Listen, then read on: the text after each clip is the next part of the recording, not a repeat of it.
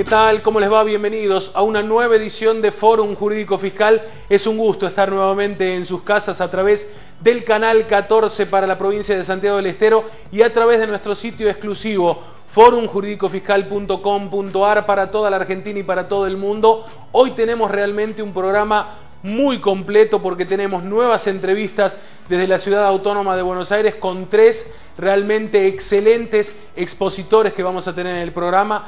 Quiero agradecer como siempre a la gente de La Perla por la vestimenta habitual y rápido nos tenemos que meter en el contenido del programa de hoy.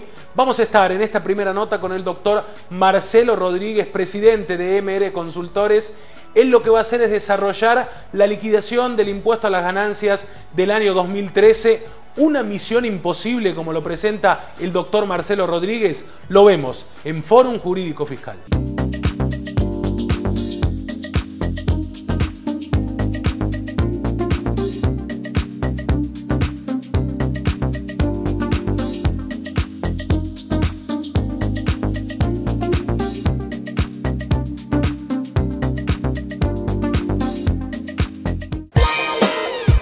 Quienes nos dedicamos desde hace mucho tiempo a la liquidación del impuesto a las ganancias para personas físicas, hemos instalado de alguna manera el tema entre los profesionales de que lo ideal es ir proyectando y analizando los aspectos vinculados con esta elaboración, no a poco tiempo de que la declaración jurada venza, sino por el contrario, antes de que se finalice el periodo fiscal que a la postre estaremos liquidando. Esto realmente viene a cuento de, bueno, ir induciendo al contribuyente de que vaya tomando alguna precaución sobre la documentación, el soporte, la forma de pago de los gastos, la documentación adicionalmente de las incorporaciones patrimoniales, es decir, ir de alguna manera haciendo un esquema previo a el trabajo de campo que estaremos realizando sobre los meses de marzo y abril. Ahora bien, haciendo un raconto de lo que fue el andamiaje de normas tanto legislativas como reglamentarias del corriente año 2013, más allá de lo dicho, yo creo que certeramente la elaboración y el cierre de la declaración jurada de una persona física por el periodo fiscal 2013 va a terminar siendo algo así como una misión imposible.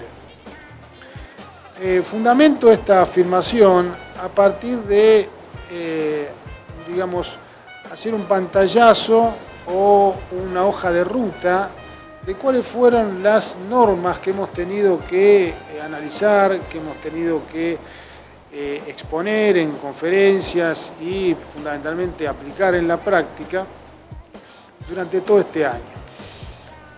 Recuerden que esto arrancó en marzo, sobre fines de marzo, con el plan de pagos de 120 cuotas, en el cual bueno, los contribuyentes pudieron regularizar en alguna medida deudas impositivas, previsionales, aduaneras eventualmente, y que motivó que muchos de nosotros estuvimos trabajando hasta el plazo de vencimiento del plan, el 31 de julio, a partir de, bueno, cuestiones que se podían regularizar, otras que no se podían regularizar, concretamente, bueno, cómo impactará esto en la declaración jurada, en cuanto al cuál sea la deuda al cierre, qué se podrá deducir por intereses y demás. A poco tiempo, recuerden también ustedes que salió publicada el 3 de junio la ley 26.860, la cual permitió a los contribuyentes la exteriorización de moneda extranjera.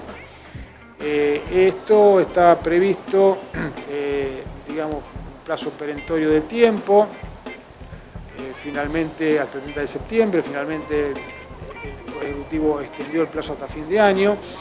Es otra de las cuestiones que indudablemente tendremos que contemplar si es que el sujeto ha decidido hacer esta exteriorización.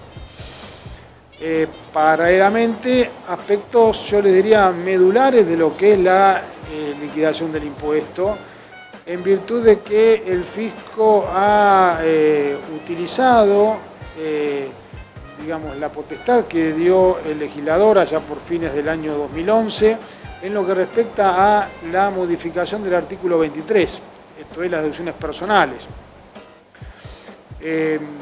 Esto motivó el dictado de sendos decretos, el 244 del mes de marzo, a partir del cual se incrementaron en forma general todas las deducciones personales en el orden del 20%, a partir del mes de marzo del corriente año.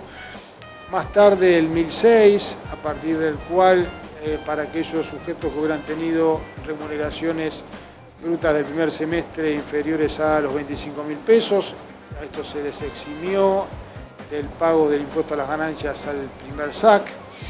Y recientemente, recuerden ustedes el decreto 1242, reglamentado por la RG 3525, en cuanto a lo que se definió como la segmentación del monto de las deducciones personales, en este caso aplicables estrictamente a los empleados en relación de dependencia.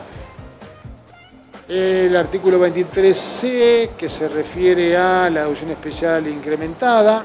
Habrán reparado ustedes que lo que hizo el Poder Ejecutivo fue definir que a partir del 1 de septiembre el goce del beneficio se segmenta en función a la remuneración bruta de los sujetos, en la medida que los primeros 8 meses del año hubiera sido, en todos los casos, inferior a 15.000 pesos. Las remuneraciones pasan a estar exentas del impuesto a partir del 1 de septiembre. En la medida en que hubiera tenido remuneraciones de entre 15 y 25.000, se incrementan en un 20%, y en la medida en que bajo ese parámetro hubieran superado los 25.000, bueno, estos individuos no gozarán de ningún beneficio. Tal vez reparar conceptualmente de que no ha sido una sana práctica otorgar al Ejecutivo esta potestad, ya que evidentemente a las claras esto queda demostrado cómo se desnaturalizó el espíritu del 23, el espíritu de las deducciones personales por esta segmentación. Y que de hecho no nos queda muy en claro finalmente cómo tener que aplicarlo. Lamentablemente, aunque nos pese, esto tal vez salga reglamentado sencillamente por el programa aplicativo, sin muchos demasiados comentarios de explicaciones por parte del Ejecutivo y mucho menos a partir de una modificación legal por parte del Congreso. Finalmente, y para cerrar este círculo, dos cuestiones adicionales: la reforma del impuesto a las ganancias, con una vigencia que no está del todo clara, vinculado con la ganancia obtenida por la venta de bienes muebles amortizables, títulos, bonos, acciones, cuotas partes y demás valores. El tema de los dividendos que distribuyen las sociedades de capital, esto con una vigencia a partir de los hechos disponibles que se perfecciona a partir de la vigencia, entonces a partir del 3 de septiembre, lo que podría llegar a traer una suerte de cuestionamiento en función a la anualidad de la liquidación del impuesto. Por último, ¿cómo impactará en la liquidación del impuesto a las ganancias el hecho de aquellos individuos que hayan retornado del régimen simplificado, o mejor dicho, del régimen general al régimen simplificado, en virtud de la posibilidad que se les dio durante el mes de septiembre, y cómo impactará esto en el conjunto de la declaración jurada? Es decir, esto es un reconto que les quise hacer de cuál será el impacto normativo sobre la liquidación para que lo vayan previendo. Ahora bien, me gustaría ya anticiparles que este tema lo seguiremos desarrollando ya in situ, ya en Santiago del Estero próximamente, en el marco de un evento que organizará Fórum Jurídico Fiscal y que con mucho me tendrán como expositor. Atentos, como lo dijo el doctor Rodríguez, se vienen los cursos de capacitación en el ciclo Fórum Jurídico Fiscal 2014, Todos estos exponentes, los mejores exponentes a nivel nacional que amablemente estuvieron en nuestro programa en el ciclo 2013, van a estar en Santiago del Estero en el año 2014 para dictar cursos referidos a toda la actualidad tributaria. Marcelo Rodríguez ya ha comprometido su participación y muchos más a lo largo de todo el año 2014. Atentos entonces porque también hay muchas empresas que ya han comprometido su colaboración y se viene un ciclo realmente muy importante de capacitación en el año 2014. Ahora es momento de meternos con la continuidad del programa. La doctora Fabiana Iglesias Araujo, de ella es el momento ahora, va a tocar un tema muy importante, la presentación de declaración jurada en cero y la multa aplicable en este supuesto. La doctora Iglesias Araujo es socia del estudio Iglesias Araujo y Asociados. Además ha escrito 2 libros que son para nosotros los contadores libros de referencia constante a nivel profesional y es además autora de numerosos artículos de actualidad tributaria. Nos metemos con la doctora Iglesias Araujo en Fórum Jurídico Fiscal.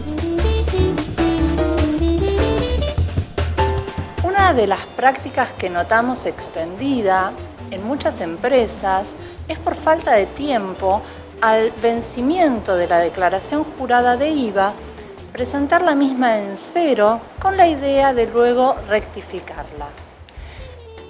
Muchas veces esto se hace en un corto tiempo y otras veces no.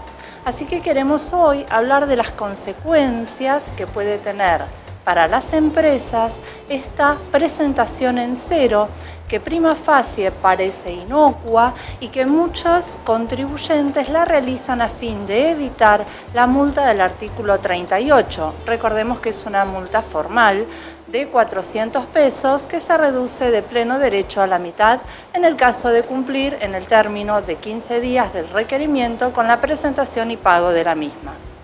Claro, si esta rectificativa se hace antes del inicio de una acción fiscalizadora por parte del Estado y basándonos en el punto 3422 de la Instrucción General 6 del 2005 de la Administración Federal de Ingresos Públicos, podemos pensar en que efectivamente hemos logrado no pagar la multa formal del artículo 38 y no encontrarnos con un problema luego en cuanto a una multa material.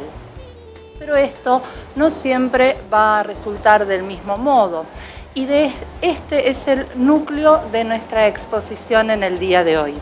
Queremos reflexionar juntos acerca de las consecuencias de estas presentaciones en cero. En primer lugar, puede suceder que exista un saldo a favor que el contribuyente deba arrastrar de un periodo anterior y esta presentación en cero se lo impida por el carácter de estabilidad de las declaraciones juradas autodeterminadas presentadas por los contribuyentes. Pero adicionalmente, si la presentación de la declaración jurada rectificativa se realiza con posterioridad al inicio de una acción fiscalizadora por parte del Estado, se va a perder este beneficio al que hacíamos referencia, vinculado con el punto 3422 de la Resolución 6 del 2005. Recordemos adicionalmente que estamos haciendo una interpretación de una instrucción de la Administración, con lo cual no tiene el sustento legal suficiente para que lo podamos considerar definitorio. Pero como decíamos antes, suponiendo que funcione y que no nos sea reclamada la multa del 38, nos vamos a enfrentar con las multas materiales. Estos son las multas establecidas por los artículos 45 y 46 de la Ley 11.683. Recordemos que la multa del artículo 45 es la establecida por omisión, o sea, quien no ingresare un importe por la falta de presentación de declaración jurada o porque la declaración jurada presentada resultara inexacta. Indudablemente estaríamos tipificando en este caso este supuesto. En tanto, la multa del 46 es por la defraudación, quien defraudare por presentar declaraciones inexactas al fisco. Y si lo analizamos, vemos que haber presentado en cero podría estar encuadrando en cualquiera de los dos artículos. Pero claro, todo el régimen sancionatorio tributario tiene a su favor para el contribuyente los principios del derecho penal común. Por lo tanto, la responsabilidad penal debe ser demostrada. Hasta acá parece entonces no ser un tema tan urticante, pero debemos recordar la existencia del artículo 47 de la Ley 11.683. Lamentablemente, el artículo 47 contiene presunciones de dolo. Y digo lamentablemente porque todos sabemos la cantidad de jornadas y simposios donde la doctrina se ha manifestado en contra de esta presunción de dolo contenida en la Ley de Procedimientos Tributarios. Pero el inciso A del artículo 47, que está vigente, considera que se presumirá la voluntad de engaño cuando existan diferencias notorias entre las registraciones de la empresa y el contenido de la declaración jurada. Es indudable que si existieron compras y ventas en el periodo y la declaración jurada fue presentada en cero, las diferencias son notorias y manifiestas. Por lo tanto, la pretensión fiscal va a pasar por la aplicación de la sanción del artículo 46 basado en este inciso A del artículo 47. En este sentido, un fallo del año pasado, del 12 de octubre del 2012, en el caso Rivas Fidelia y Rivas Eduardo, sociedad de hecho, en donde el fisco pretende esta multa, el Tribunal Fiscal considera que es correcta la aplicación porque considera que encuadra en los supuestos del 47A, pero la Cámara Nacional, en lo contencioso administrativo federal, la Sala 3, pone orden en esta situación con este fallo que comentábamos del 12 de octubre del 2012, diciendo que no toda falta de pago puede ser considerado un ardid, que no se puede presumir el dolo y que por lo tanto se va a reencuadrar esta multa aplicada por el fisco y convalidada por el tribunal y finalmente a Fidelia Rivas y Eduardo Rivas, sociedad de hecho, se les va a terminar aplicando una multa del artículo 45. Sin embargo, queremos recomendar a nuestros colegas que intenten instruir a las empresas en que no realicen esta práctica por falta de tiempo muchas veces de presentar las declaraciones juradas en cero para luego rectificarlas, porque la pretensión del fisco pasa por otro lado y porque hay un antecedente anterior a Rivas, que es el caso Ecourban, sociedad anónima, que es una UTE, en donde la Sala 1 de la Cámara decidió que el simple hecho de haber presentado la declaración jurada en cero era suficiente para considerar aplicable la multa del 46, basándose en el inciso A del artículo 47 que antes comentábamos, realizando una verdadera inversión de la carga de la prueba y diciendo que fue el contribuyente quien no pudo demostrar que había actuado con dolo. Entonces, dados estos antecedentes, consideramos interesante que tengamos muy en cuenta que más importante que la multa del 38 puede resultar lidiar con esta situación de la multa del 46 y aunque sea reconsiderada la del 45, sigue siendo más gravosa. U24 tiene un plan para usted.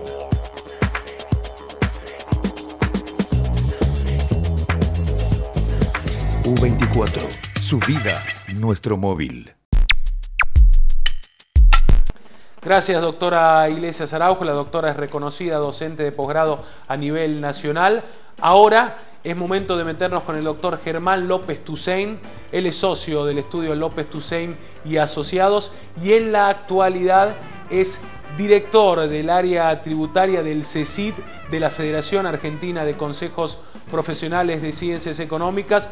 Va a tratar realmente un tema importante, el impacto económico esta vez de la gravabilidad sobre la distribución de los dividendos en el impuesto a las ganancias. Lo vemos en Fórum Jurídico Fiscal.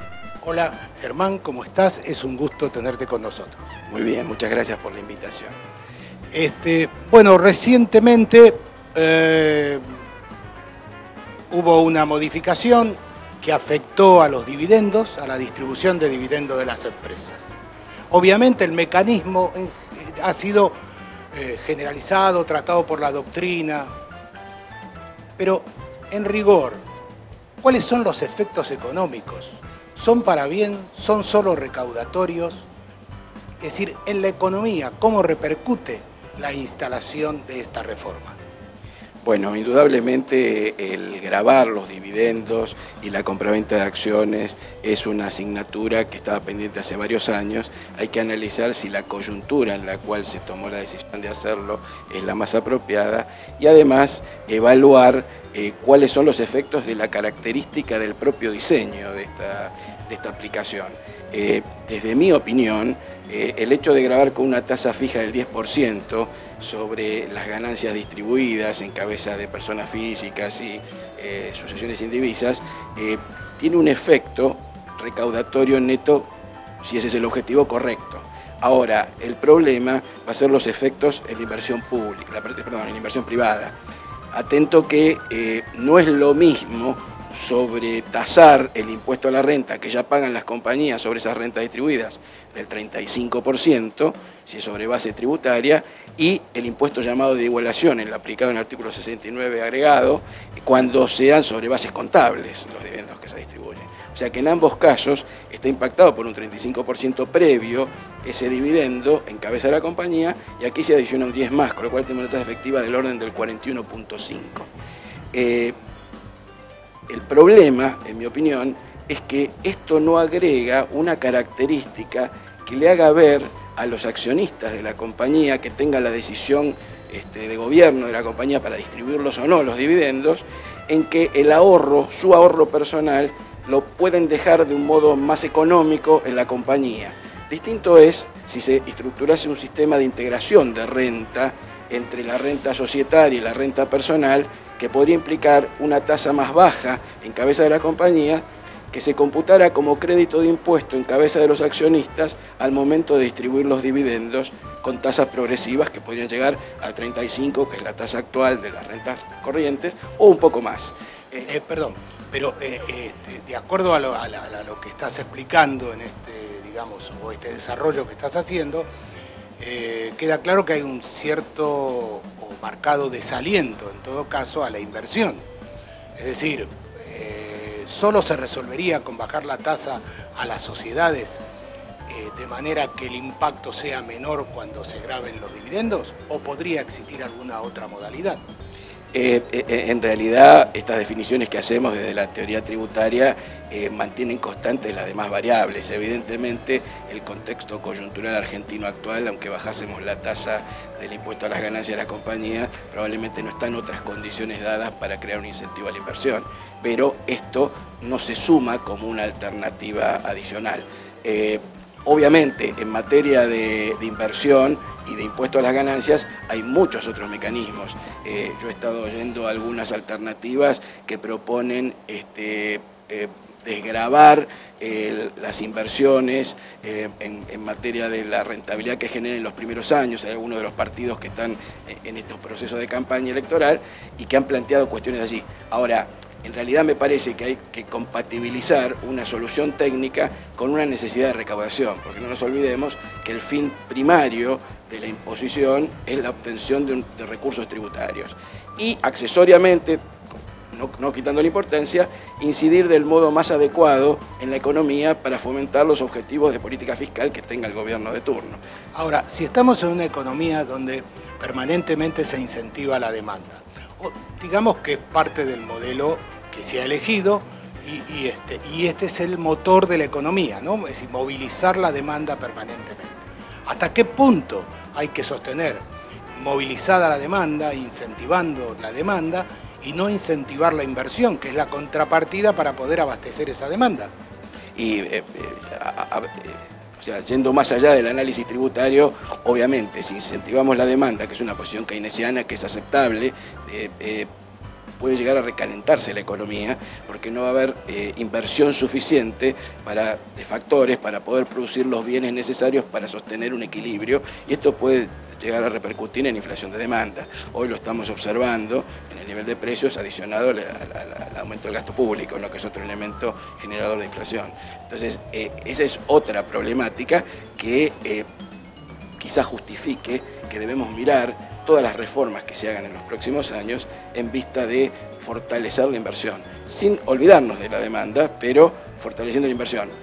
Obviamente esto es la manta corta, o sea, porque el Estado tiene restricciones a la baja en su presupuesto. Y yo no tengo duda que no se podría encarar una reforma de este tipo si no se revisa el gasto público y no se analiza qué gastos pueden ser ajustados con menor impacto a los sectores más desprotegidos de la sociedad. A tu juicio, si uno grabara, si uno grabara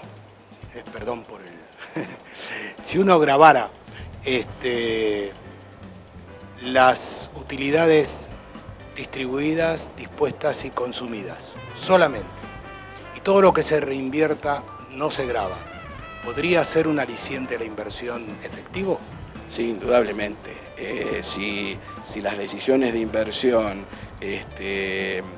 pasan por la idea que planteé al comienzo, en cuanto que los accionistas de las compañías ven el ahorro en sus compañías como su propio ahorro, o sea que no necesitan tenerlo en su bolsillo, evidentemente va a haber una inducción a mantenerlo en las compañías, y el ahorro personal termina materializándose cuando son inversiones de riesgo como las de empresas productivas en inversión privada.